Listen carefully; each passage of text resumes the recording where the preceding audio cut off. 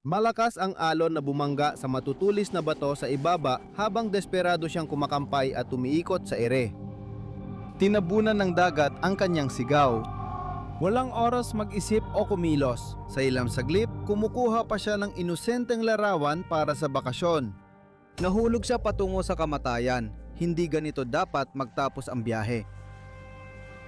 Mula sa proposal ng kasal na nagdulot ng kapahamakan, surfer na nakaharap ng espada-isda at bangkang pampasyal na nasalubong ang bagyo. Ilan ito sa pinaka-nakakabahalang pagkamatay habang naglalakbay. Pinapayuhan pa rin ang mga manonood na mag-ingat. Ang karagatan ay umaabot sa lahat ng direksyon, kumikislap sa ilalim ng araw. Mainit ang simoy ng hangin, banayad ang alon at perpekto ang araw sa dalampasigan ng Phuket, Thailand. Para kay Roger Hussey, isa lang ito sa maraming masiglang pakikipagsapalaran sa kanyang buhay. Sa 71, mas marami na nakita si Roger kaysa karamihan ng tao sa mundo. Isa siya matagumpay na negosyante, manlalakbay at taong pusong niyayakap ang buhay. Taga-Australia siya at ilang dekada niyang hinasa ang karera at nag-invest na matalino. Tinamasa niya ang bunga ng pagsusumikap sa pagbabakasyon kasama ang asawang Thai na si Budsabong Tongsangka at nilalasap ang ganda ng baybayin ng Thailand. Pero hindi si Roger ang tipo ng tao na basta na lang uupo sa tabing dagat. Gusto niya ng higit pa ng mas kapanapanabik. Kaya nang makita niya ang bangka para sa parasailing na nag-aalok ng flight sa Andaman Sea, hindi siya nag-atubili.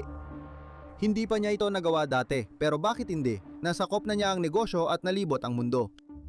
Ano pa ang isang pakikipagsapalaran? Kaya si Roger ay nagpatala ng walang pag-aalinlangan. Nakinig si Roger habang ipinaliwanag ng instructor kung ano ang aasahan, saan ilalagay ang kamay, paano gamitin ang harness at paano siya iaangat ng parachute mula bangka papuntang himpapawid. Isang maliwanag at makulay na parachute ang nakalatag sa likod ng speedboat. Ang mga lubid ay maayos na inayos at maingat na nakakabit sa harness na ngayon ay nakasuot na sa baywang at hita ni Roger. Ang mga strap ay dapat magbigay ng buong seguridad sa kanya para ligtas siyang makalipad ng daan-daang talampakan sa ibabaw ng kumikislap na dagat Andaman. Makalipas ang ilang minuto, tumayo si Roger sa likod ng speedboat at mahigpit na kumapit sa railing, marahil ay kabado at sabik. Si Budsabong, ang kanyang asawa, ay nanatili sa tabing dagat at kinukunan ng kamera ang bawat sandali ng pakikipagsapalaran. Ngumiti siya at kumaway habang nag-thumbs up si Roger. Hindi nila alam na iyon na ang huling ngiti nilang magkakasama. Malakas ang ugo ng bangka at biglang nakaramdam si Roger ng matinding hatak. Mabilis na lumawak ang parachute sa likod niya, sinagap ang hangin, hinila siya paatras at maayos siyang iniangat mula sa deck. Binitiwan niya ang rehas at dahan-dahang lumutang paitaas sa langit, mabilis ang tibok ng puso sa pananabik. Mabilis na lumiit sa ibaba niya ang speedboat, naging tuldok sa walang katapusang asul na dagat. Sandali siyang naging magaan, malaya, ngunit bigla niyang naramdaman na may nagbago, may mali sa harness na suot niya. Naging delikadong maluwag ang mga strap sa kanyang hita at ang harness na dati ligtas ay dumudulas na pababa sa kanyang mga binti. Napakunotno siya at gumalaw ulit. Iyon ay kakaiba. Dapat ba ganito ang pakiramdam? Pagkatapos, nangyari ang pinakamasama. Tuluyang nasira ang harness ni Roger. Sa isang nakakatakot na sandali, dumusdos ang katawan niya sa mga lumuwag na strap at nahulog sa ere. Noong una, habang nasa tabing dagat si Budsabong, wala siyang ideya sa nangyayari. Nagre-record siya habang ini-zoom ang kamera sa asawa niyang mataas sa langit. Pero nang bigla niyang makita na nahihirapan ito, siguradong nakaramdam siya ng matinding takot. Nahulog si Roger mula 100 talampakan sa langit papuntang tubig. Sa ganong taas, iba ang tama sa tubig kaysa swimming pool. Parang tumama siya sa semento. Malakas ang bagsak niya sa mga alon. Ang mga tao sa jet ski at bangka ay nagmadaling lumapit sa kanya sa loob ng ilang sandali. Desperadong iligtas siya. Iniyahon nila ang kanyang lupaypay na katawan mula sa tubig. Mabilis siyang binala at inihiga sa dalampasigan. Nagtipon ng mga tao sa paligid, nagmamadaling nagsagawa ng CPR at sinubukan ang lahat ng kanilang makakaya upang buhayin siya. Ngunit matindi ang pinsala ni Roger. Di kinaya ng katawan niya ang lakas ng banggaan. Sa kasamaang palad, hindi na siya nagkamalay ulit. Si Roger Hussey, ang lalaking ilang sandali lang ang nakalipas ay lumilipad sa itaas ng paraiso, ay agad na pumanaw. Wala nang makapagliligtas sa kanya. Pero paano ito nangyari? Agad siniyasat ng mga investigador kung ano ang naging problema. May ulat na posibleng aksidenteng natanggal ni Roger ang strap niya dahil napagkamalan ang release mechanism ng ibang lubid. Itinangi ng asawa, sabi niya hindi siya nataranta o humawak sa harness. May ilang eksperto na nagmungkahi ng ibang dahilan. Mas mukhang hindi ligtas ang kadamitan ng mga operator sa Thailand kaysa sa ibang bansa. Trahedya ang naging wakas ng pakikipagsapalaran ni Roger dahil man sa depekto ng disenyo o pagkakamali ng tao. Inaresto at kinasuhan ng kapabayaan ang dalawang crew, ngunit walang parusang makakabawi sa malungkot na nangyari. Isang saglit lang, lumilipad pa si Roger Hussey tapos wala na siya. Isa ito sa pinakamalalang kasong nakita ko na ang saya ay nauwi sa trahedya. Mas nakakabahala ang aming susunod na kwento. Lumulubog ang araw sa ibabaw ng turkesa na tubig ng Pemba Island, Tanzania na nagbibigay ng gintong ningning sa karagatan. Perpektong lugar ito para sa romantikong bakasyon. Hiwalay, tahimik at napapalibutan ng kagandahan ng kalikasan. Para kina Stephen Weber at ang kanyang kasintahan na si Kanisha Antoine, ang bakasyong ito ang magiging pinaka hindi malilimutang paglalakbay sa kanilang buhay. Nagstay sila sa underwater room ng Manta Resort. Ang cabin na ito ay lumulutang at may kwarto sa ilalim ng dagat na napapalibutan ng salaming bintana kaya tanaw nila ang ganda ng karagatan. Tamad lumangoy ang mga isda sa labas at ang dagat ay malalim na asul na umaabot saan man. Hindi alam ni Kanisha na may espesyal palang inihanda si Stephen na di niya malilimutan. Matagal na silang magkasintahan at si Stephen, isang hopeless romantic, ay gustong mag-propose sa kakaibang paraan. Pwede niya itong gawin habang nagdi-dinner, sa tabing dagat o naglalakad sa sunset. Pero hindi yon sapat. Gusto niya ng mas malaki, mas dramatic, mas makahulugan. At ano pa bang mas magandang paraan kundi ang mag-propose sa ilalim ng dagat? Kaya noong hapon ng Setyembre 19, 2019 ang araw ay kumikislap ng ginto sa ibabaw ng isla, nagbubuga ng mahahabang refleksyon sa ibabaw ng dagat. Kalmado at mayapa ang tubig. Komportableng nagpapahinga si Kanisha sa kanilang underwater room, humahanga sa makukulay na isdang lumalangoy sa likod ng makakapal na bintana. Malamang ay wala siyang ideya na matagal nang inihahanda ni Stephen ang sorpresang ito. Paulit-ulit na ininsayo kung paano mangyayari ang sandaling iyon at pinaplano ang bawat hakbang na gagawin niya. Hinintay niya ang tamang oras. Si Kanisha ay nagpapahinga sa kwarto nila sa ilalim ng tubig habang pinapanood ang mga isdang lumalangoy sa labas ng salamin. Pagkatapos, may nakita siyang galaw sa labas. Si Stephen yon, lumusong siya sa dagat at lumangoy papunta sa bintana. Nagliwanag ang mukha ni Kanisha habang nanonood siya. Ano ang ginagawa niya? Baka naguluhan siya nung una. Pagkatapos ay inilabas niya ang isang piraso ng papel, maingat na nakaselyo sa isang plastic na bag. Ipinatong niya ang kamay sa salamin at binasa ang mga salita habang itinataas ito ni Stephen. Hindi ko kayang pigilin ang hininga ko ng sapat katagal para sabihin ang lahat ng mahal ko sa'yo. Pero ang lahat ng mahal ko sa'yo, mas lalo ko minamahal araw-araw. Papakasalan mo ba ako? Pakakasalan mo ba ako? Malakas siguro ang tumibok ang puso ni Kanisha noon. Isipin mong ikaw si Kanisha, ligtas sa loob ng nakalubog na kwarto, pinapanood ang eksenang parang pelikula. Kinuha ni Stephen mula sa bulsa ang engagement ring sa kahon at marang idiniin ito sa bintana, umaasang mauunawaan ni Kanisha ang kanyang tahimik na proposal sa ilalim ng tubig. Sobrang saya at pananabik ang naramdaman niya. Agad niyang kinuha ang kanyang cellphone para i-video ang napakahalagang sandaling ito na minsan lang mangyari sa buhay. Ayaw niyang kalimutan ang sandaling ito. Isang perpektong proposal. Isang perpektong araw. Lahat ay nangyayari ayon sa inisip ni Esteban. Pero biglang may nangyaring hindi inaasahan. Masayang kinukunan ni Kanisha ng video ang di malilimutang pangyayari nang biglang naging hindi komportable si Esteban. Ang tahimik at romantic na mood ay agad naging nakakabahala. Nagsimula siyang gumalaw ng mas mabilis, mas malakas at mas mabilis niyang pinadyak ang kanyang mga paa.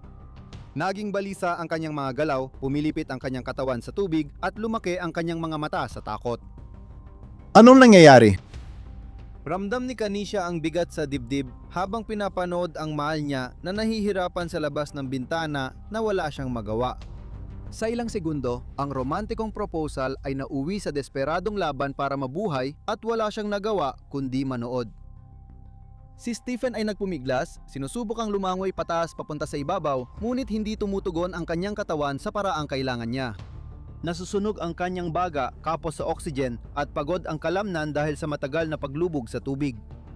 Nadulas sa nanginginig niyang kamay ang kahon ng singsing at nawala sa madilim na kailaliman. Palutang-lutang palayo ang sulat, tila walang halaga kumpara sa desperadong pakikipaglaban niya para sa kanyang buhay. Takot na takot si Kanisha habang sumisigaw ng pangalan ni Stephen, alam niyang hindi siya maririnig. Pinukpok niya ng kamao ang makapal na salamin, umaasang mabasag at mailigtas si Stephen, pero walang nangyari. Lumubog palalo ang katawan ni Stephen, tuluyang naglaho sa kailaliman ng dagat at nawala sa kanyang paningin. Dahil sa takot, mabilis tumakbo si Kanisha paakyat ng hagdan ng nalubog na silid, humihingi ng tulong habang umahon sa tubig papunta sa deck.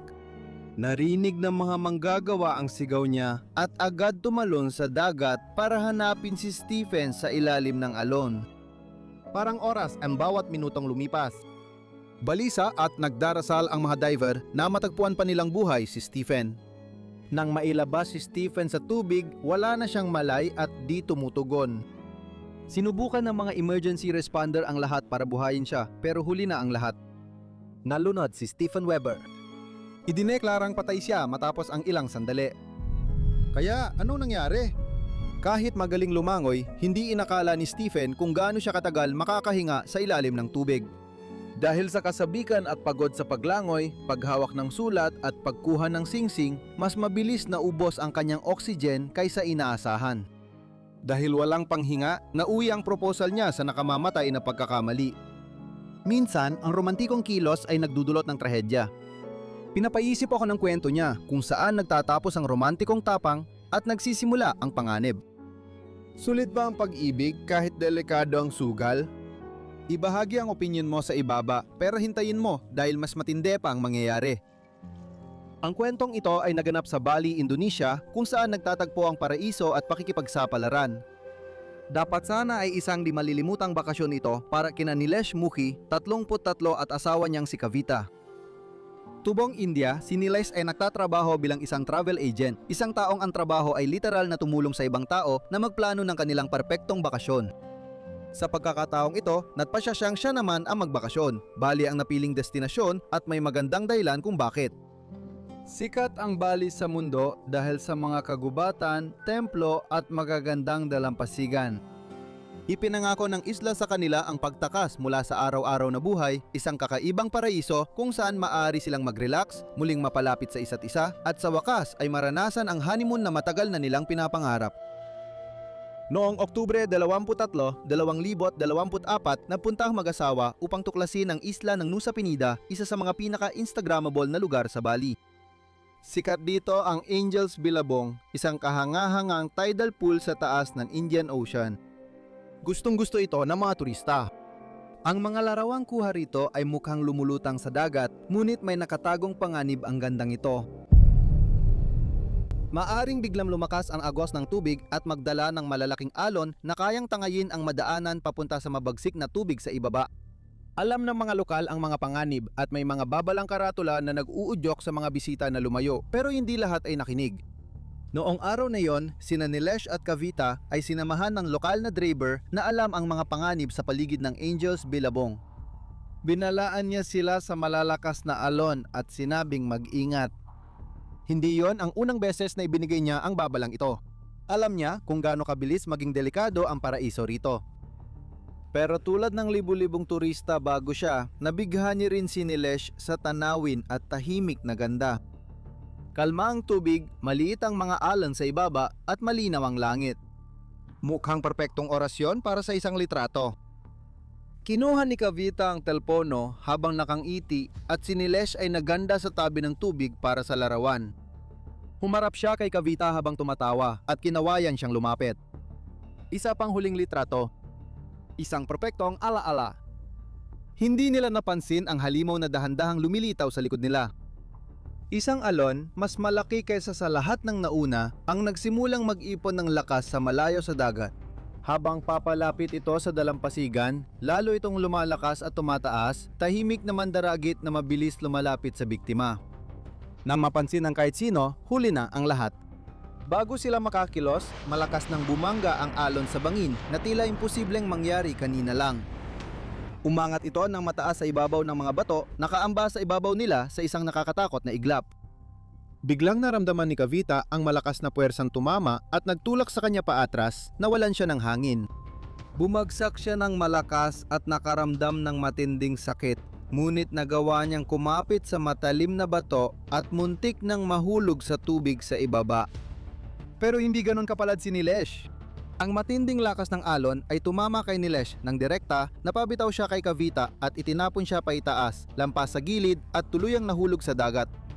Nagulat at desperadong sumigaw si Kavita ng pangalan ng asawa niya habang walang magawa at pinapanood itong lamunin ng malalakas na alon.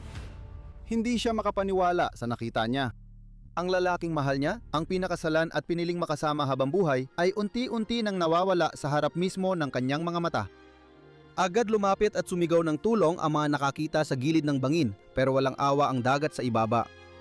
Agad kumilos ang rescue team, nagpadala ng bangka at divers para hanapin si Nilesh. Lumipas ang oras pero hindi pa rin siya natagpuan sa kabila ng pagsusumikap nila. Patuloy ang malakas na hampas ng alon, walang awang dagat. Kinabukasan pa natagpuan ang katawan ni Nilesh, mahigit 11 milya mula sa Angels Billabong matapos tangayin ng malakas na agos ng dagat. Ang sanhi ng pagkamatay ay malinaw at labis na nakalulungkot sa pagiging simple. Hindi pinansin ng babala ng lokal, bagamat malungkot ang kwento, hindi ito para sa mahihina ang loob. Si Adrian Von ay nagsikap ng husto para sa buhay na mayroon siya. Sa edad na 45 siya ang matagumpay na presidente ng Bloomsbury, USA, isang kilalang kumpanya ng paglalatala ng best-selling na libro at tagapagbago ng uso sa panitikan. Puno ng pagpupulong, events at book launch ang buhay niya. Isang kapanapanabik ngunit nakakapagod na takbo ng buhay. Nagplano si Adrian ng espesyal na bakasyon para sa pamilya sa baybayin ng Amalfi, Italia upang magpahinga at magkasama ng bekalidad na oras. Ang baybayin ng Amalfi ay sikat sa mga bangin, pastel na bahay, marangyang yate at tanawin ng Mediterranean. Ito ang lugar na pinapangarap mong bisitahin kapag iniisip mo ang karanyaan at pahinga. Sinimulang sulitin ni na Adrian, asawang si Mike at dalawang anak nilang 14 at 11 taong gulang ang bawat sandali. Pagkatapos ng ilang araw ng pag-explore sa magagandang nayon sa Italia, pagtikim ng lokal na pagkain at pagbabad sa ilalim ng araw ng Mediterranean, nagbisisyo ng pamilya na gumugol ng hapon sa baybayin sakay ng nirentahang speedboat. Noong Agosto 3, 2023, sumakay sina Adrian at ang kanyang pamilya sa isang makinis na motorboat sa Positano, isa sa pinakasikat na baybaying bayan sa Amalfi Coast. Ang tubig ay malalim na asul, kalmado at nakakaakit na sumasalamin sa araw ng taginit. Ngumiti si Adrian, relax at masaya habang dahan-dahang umaandar ang bangka sa alon. Nagtawanan ang mga bata, sabik sa saya ng mabilis na takbo sa tubig. Hawak ni Mike ang kamay niya habang nililipad ng hangin ang kanilang buhok at tinangaan nila ang bangin at dagat. Nakakamangha ang tanawin. Pakiramdam nila ay parang nasa isang eksena sila mula sa pelikula. Hindi nila alam na hindi mapagkakatiwalaan ang nagmamaneho ng kanilang bangka. Si Vincenzo, isang 30 taong gulang na lokal, ay dapat sanang ligtas na gumagabay sa kanilang bangka sa mataong baybayin. Sa halip, si Vincenzo Aiello, ang kapitan, ay gumawa ng mapanganib at hindi mapatawad na desisyon. Mas maaga nung araw na yon, gumamit siya ng dalawang magkaibang uri ng substansya, bagay na naging malinaw sa trahedya. Sa ngayon, natitiwala sina Aidan at pamilya niyang ligtas silang gagabayan sa dagat, di alam ang panganib na nakatago. Habang palubog ang araw, mabilis dumaan ang bangka sa baybayin papunta sa kilalang lugar na puno ng turista. Malapit doon, pahimik na nakaangkla ang 150 talampakang yate na may layag, nagsisilbing masayang lugar ng resepsyon ng kasal. Nagsasayawan at nagdiriwang ang mga bisita sa yate, di namamalayan ang mabilis na papalapit na sasakyan dagat sa likuran nila. Sinabi ng kapitan ng yate kalaunan na ang mas maliit na bangka ay masyadong mabilis ang takbo at diretsong papunta sa kanilang nakaangkla na sasakyan dagat. Iwinagayway niya ang kanyang mga braso ng desperado, sumisigaw ng babala, ngunit walang senyales ang motorbangka na magpapabagal o lilihis ng direksyon. Pagkatapos, bumangga. Biglang gumangga ang speedboat ni Adrian sa nakadaong na sailboat. Ang banggaan ay talagang lubang mapaminsala. Si Adrian na nakatayo sa tabi ng bangka ay biglang napalipad at nahulog direkta sa mga umiikot na propeller sa ilalim ng tubig. Napanood ni Mick na may takot habang nawawala ang asawa niya at agad niyang napagtanto na tinamaan ito ng mga propeller. Sa isang nakakakilabot na sandali, ang isang magandang bakasyon ng pamilya ay naging isang hindi maisip na bangungot. Nagkaroon ng matinding pagkataranta sa loob ng bangka. Balisa at desperadong sumigaw si Mike, umaasang buhay pa si Adrian habang hinahanap sa tubig. Agad naging malino na malubha ang mga sugat niya. Nang dumating ang mga rescue team, makalipas ang ilang sandali, iniyahon nila si Adrian mula sa tubig at kahit na agad siyang dinala sa pampang at ginawa ang lahat para mailigtas siya, sa kasamaang palad ay binawian siya ng buhay dahil sa kanyang mga sugat makalipas lang ang ilang minuto. Di naglaon, natuklasan ng mga investigador ang nakakagulat na katotohanan. Nagpositibo ang kapitan ng bangka sa mga substansya na nakaapekto sa kanyang pag-iisip at reaksyon. Sa isang malupit na liko ng tadhana, isang padalos-dalos na desisyon ng isang taong, hindi man lang nila kilala ang tuluyang sumira sa kanilang pamilya. Si Mike at mga anak niya ay ligtas na may kaunting sugat, ngunit ang emosyonal na trauma ng nasaksihang marahas na pagkamatay ng kanilang ina ay mananatili habang buhay. Ang susunod nating kwento ay nagdadala ng trahedya sa panibagong antas. Kasama ang maraming turista, isang kapitan ng bangka, delikadong panahon, at isa sa pinakamalalalang aksidente sa kasaysayan ng turismo. Isipin mo nag-book ka ng maranyang bakasyon sa paraiso na ngarap ng puting buhangin, turkesa na tubig at di malilimutang pakikipagsapalaran.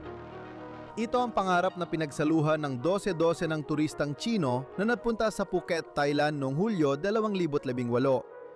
Nagtrabaho sila, nag-ipon, nagplano at sa wakas dumating na ang matagal nilang inaasam na biyahe. Tampok dito ang isang relaxing na paglalakbay sa magagandang isla malapit sa Phuket, kuha ng larawan, snorkeling sa malinaw na tubig at pagbabad sa araw. Pero wala sa kanila ang alam na ang perpekto nilang bakasyon ay magiging isa sa pinakamatandang pangyayari sa kasaysayan ng Thailand.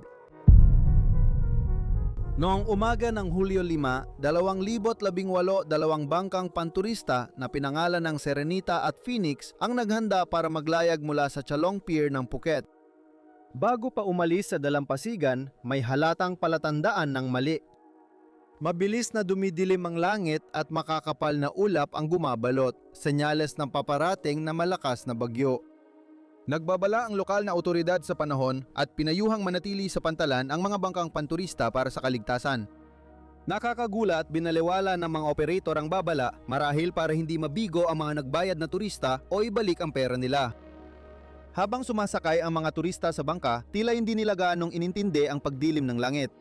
Siyempre, natitiwala sila sa kanilang mga tour guide at mga tripulante ng bangka. Laging sinasabi sa mga turista na ligtas sila, lilipas ang bagyo at maikli lang ang biyahe kaya hindi sila delikado. Walang nakakaalam sa sakay na papunta na sila sa gitna ng bagyo. Habang papalayo ang mga bangka, lumalaki ang alon at pinapaalon ang mga sasakyan pabalik-balik ng palakas. Ang mga pasahero sa Phoenix, karamihan ay mga pamilyang nag-enjoy ng bakasyon nila, ay nagsimulang kabahan habang lumalakas ang mga alon at marahas na itinatapon ang bangka mula kaliwat kanan. Ang nagsimula bilang kasabikan ay mabilis na nauwi sa takot at pagkataranta. Nagbigay ng senyas ang mga tripulante sa isa't isa ng taranta nang mapagtanto nilang huli na at minamaliit nila ang lakas ng bagyo. Sa loob lamang ng ilang minuto, lalo pang lumala ang bagyo. Walang awang bumangga sa mga bangka ang 16 na talampakang alon.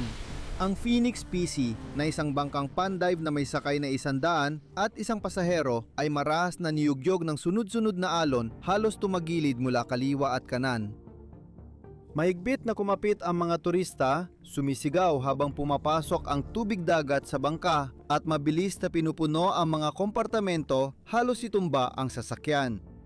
May ilang pasaherong nagmamadaling kumuha ng life jacket habang gumabaha ang kanilang mga paa. Lalong lumala ang kaguluhan sa bangka, naghalo ang mga sigaw, malalakas na alon at nababasag na kahoy. Pagkatapos ay dumating ang nakakatakot na sandali na kinatatakutan ng lahat.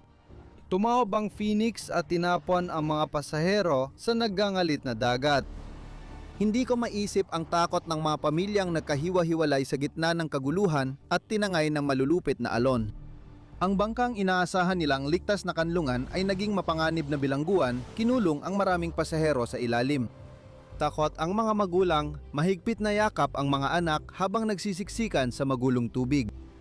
Ang iba naman ay walang magawang lumaban para makalangoy paakyat habang hinihila sila pababa ng mabibigat na debris at malalakas na agos. Para sa karamihan ng pasahero, ito ang una at huling karanasan nila sa dagat.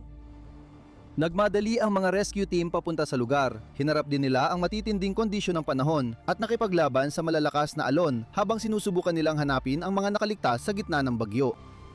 Sa kabila ng kanilang pagsisikap, masaklap pa rin ang sitwasyon.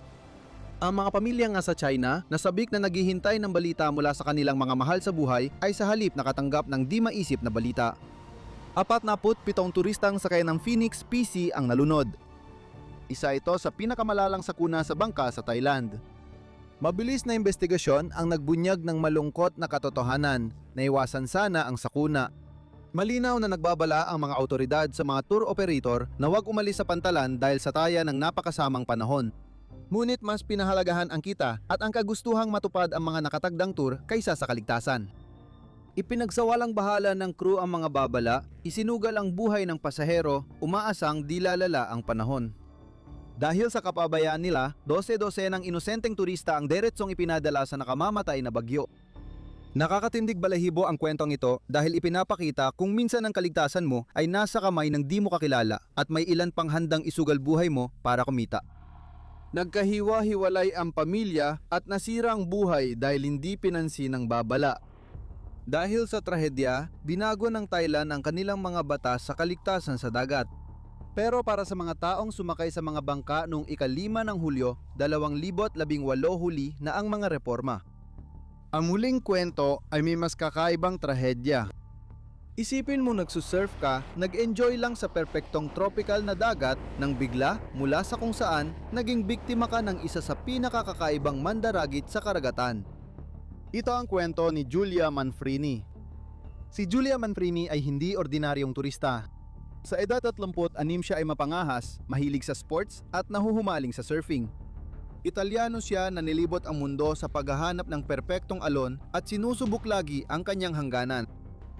Noong Oktubre 2020, lumipad siya papuntang Mentawai Islands, Indonesia, isa sa mga top surfing destination sa mundo. Dahil sa malinaw na tubig at sikat na alon, pangarap ito ng mga surfer tulad niya. Noong Oktubre 18, pumunta sina Julia at ilang surfer sa Masakod Island. Perpekto ang panahon, malinaw ang langit, banayad ang hangin at may alon. Nilagyan niya ng wax ang board, sinuri ang leash at sumagwan papalabas, sabik sa pagsakay. Sa pagitan ng sakay, tumatawa at nagbibiro si Julia sa mga kaibigan, nilalasap ang saya sa lugar na ito. Pero wala ni isa sa kanila ang may alam sa paparating. Bandang tanghali, lumayo pa si Julia sa laot, matiagang naghihintay ng isa pang perpektong hanay ng mga alon. Habang tuwid siyang nakaupo sa surfboard, sumasabay sa galaw ng dagat, ang tubig sa ilalim ay payapa, kalmado at nakakaakit.